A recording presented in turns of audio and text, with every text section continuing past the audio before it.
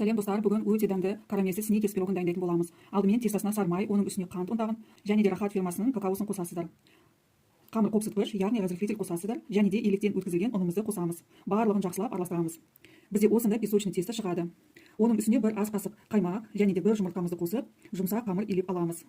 Иленген қамырымызды 15 минутқа холодильникке қоямыз. Енді начинкасын дайындаймыз. Ол үшін творожный сыр, творог, қаймақ, кукурузный крахмал, қант және жұмыртқа қосамыз. Және де барлығын блендермен араластырып аламыз. Осындай бір келкі масса дайын болды бізде.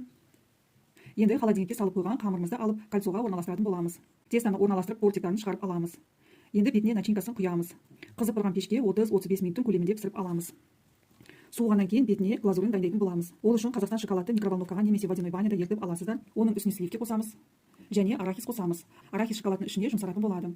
Енді тестоның бетіне барлығын жақсылап құямыз. Құйғаннан кейін холодильникке 20-30 минутке шоколад қатқанша қойып қоямыз. Осымен біздің пирогымыз